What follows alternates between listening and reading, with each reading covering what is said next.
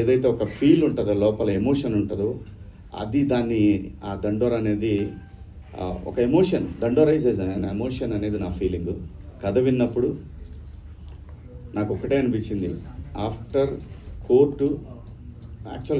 Court కన్నా ముందే ఈ సినిమా నేను కమిట్ అయ్యాను. కంటెంట్ ఫుల్లీ లోడెడ్ ఫిల్మ్ అండి ఇది. మనం ఇలా మాట్లాడగానే, లేదంటే మనం ఇలా బాధపడి చెప్పగానే సినిమా చూస్తారనుకునే రోజులు లేవు. ఎవ్వడికి అలాంటి ఓపిక లేదు, అంత టైము లేదు. ఫార్వర్డ్ చేయటంలోనే ఉంటారు మనం ఏం చేసినా. అది కాకుండా ఇది కంటెంట్ ఓరియంటెడ్ ఫిలిం. ఇది మనకి తమిళ్లో వచ్చిన, ఏ లాంగ్వేజ్లో వచ్చినా ఈ సినిమా ఆడుద్దండి, అంతవరకు అయితే కన్ఫామ్. ఇది నా అభిప్రాయం. నా అభిప్రాయాన్ని అంగీకరిస్తారా లేదనేది రేపు పొద్దున సినిమా థియేటర్లో రిలీజ్ అయిన రోజు మనకు తెలుస్తుంది. పాత్రలు ప్రతి ఒక్కళ్ళకి కూడా వాళ్ళ స్థాయిలో వాళ్ళని ఎలివేట్ చేసుకోవటానికి ఒక్కొక్క క్యారెక్టరు అలా క్రియేట్ చేశారు. ఈ పాత్ర దొరికిన ప్రతి ఆర్టిస్టులు అదృష్టవంతులేనండి. ఈ సినిమాలో వాళ్ళు ఎంతసేపు ఉంటారనేది సెకండరీ, స్క్రీన్ స్పేస్ ఎంత అనేది సెకండరీ. ఈ సినిమాలో చేసామంటే ప్రతి పాత్రకి ఒక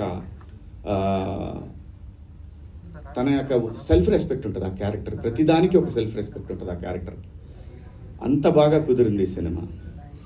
అలాగే బెన్నీ గారు వచ్చి చెప్పారు. బెన్నీ గారు ఇట్లా ఫోన్ చేసి, మా ఫ్రెండ్ అదే 90s ప్రొడ్యూసర్ ద్వారా ఫోన్ చేశారు నాకు. ఫోన్ చేస్తే రండి కథ విందామని చెప్పాను. వచ్చారు. ఆయన ఏదో అట్లా ఓ పక్కన అలా కూర్చున్నారు. కథ ఈయన చెప్పారు. ఆయన మాట్లాడలేదు. ఆయన చెప్పేసి ఆయన వెళ్ళిపోయారు. తర్వాత రవి గారు కథ చెప్పారు నాకు, మురళి గారు. నాకు అనిపించింది అనమాట చాలా. ఆ క్షణంలో నేను ఏదైతే 90s చేసేటప్పుడు ఒక మిడిల్ క్లాస్ ఫాదరు ఎలా స్ట్రగుల్ అవుతాడనేది ఎలాగైతే నేను ఆ సిరీస్లో అతను చెప్తున్నంత సేపు నాలో ఏం ఎక్స్ప్రెషన్ లేదు. అయిపోయిన తర్వాత ఇది ఎక్కడైనా దారి తప్పుతాడా అంటే కథ చెప్పడం ఎక్కడైనా పక్క వెళ్తాడా అనే ఫీలింగ్ నాకు. అది అతను చెప్పే వరకు, ఎండ్ క్లైమాక్స్ చెప్పే వరకు కూడా నాలో ఎటువంటి ఎక్స్ప్రెషన్ తను చూడలేదు. కానీ ఒక చోట నాకు కళ్ళమ్మ నీళ్ళు రావటం చూశాడు.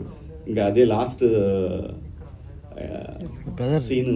అది చూసిన తర్వాత అతను అలాంటి ఒక అనుభూతి ఇతను కథ చెప్పినప్పుడు అది వేరే, ఆ ఎమోషన్ వేరే, ఇది వేరే.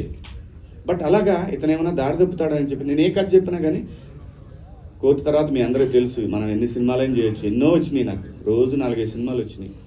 ఎందుకంటే 13 సంవత్సరాలు సస్టైన్ అయ్యాను. సినిమా డబ్బులు లేకుండా, సినిమా పని చేయకుండా సస్టైన్ అయినండి. డబ్బుల కోసం ఏది పడితే అది చేయాలనే ఉద్దేశం నాకైతే లేదు.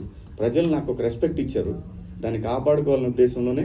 డబ్బులు మనకి ఎంత రావాలో అంత భగవంతుడు అది ఆయన డిసైడ్ చేస్తాడు. ఆ డిపాజిట్ అది ఎప్పుడు రావాలో అప్పుడు వస్తూ ఉంటుంది. అలా మంచి పాత్రలు చేయాలి, ఎట్టి పరిస్థితుల్లో కూడా మంచి కథలు చేయాలనే ఏంలో నేను విన్న 70-80 కథల్లో ఇది ఒక కథ అండి. అందులో నాకు నచ్చిన ఒక 10 కథల్లో ఇది ఒక కథ. ఏది నేను రీఎంట్రీ తర్వాత నేను వచ్చినాక, మళ్ళీ ఇండస్ట్రీకి వచ్చిన తర్వాత అలాంటి ఒక గొప్ప కథ ఇది. ఎవ్రీథింగ్ ఎక్కడా కూడా మనకి వీళ్ళేదో మనకి వాయించేస్తారు, కులాలు మతాలు ఏం లేదండి. ఎక్కడ కూడా ఏ కులంలోనైనా ఇక్కడ 2 కులాలు, డబ్బున్నోడు లేనోడు, ఇవి 2 రాజ్యాన్ని ఏళ్తాయి. ఈ 2 నుంచే స్ట్రగుల్ ఉంటుంది. వాడేమో తొక్కాలని, వీడేమో తొక్కుతున్నాడు పైకి లేవాలని.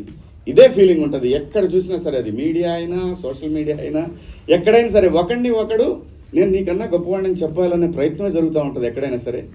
ఇందులో పాత్రలు కూడా అలాగే ఒకడిని అవతల వాడిని గురించి తక్కువ అంచనా వేయటం అనేది మనిషికి సహజమైనటువంటి ఒక డిఎన్ఏలో అది వచ్చింది మనకి. అది ఎవల్యూషన్ అవుతూ వచ్చింది అది. అలాంటి ఒక మంచి కథను తీసుకున్నాను. ఎందుకంటే బెన్నీ గారు ఈయన కలర్ ఫోటో సినిమా, ఆ తర్వాత బెదుర్లంక, అది కమర్షియల్గా ఎంత ఆడింది అనేది పక్కన పెట్టి నాకు అనవసరం. బెదుర్లంక అనేది అలా, కానీ కాన్సెప్ట్ ఉంది చూసారా, అది ఈ కథలో కూడా ఖచ్చితంగా చెప్తున్నాను. ఇది దేశం మాట్లాడుతుందేమో అని అనిపిస్తూ ఉంది. అంటే దేశం మాట్లాడుతుంటే సినిమా ఫ్రెటర్నిటీ వాళ్ళు మాట్లాడతారని అనిపిస్తుంది దేశవ్యాప్తంగా.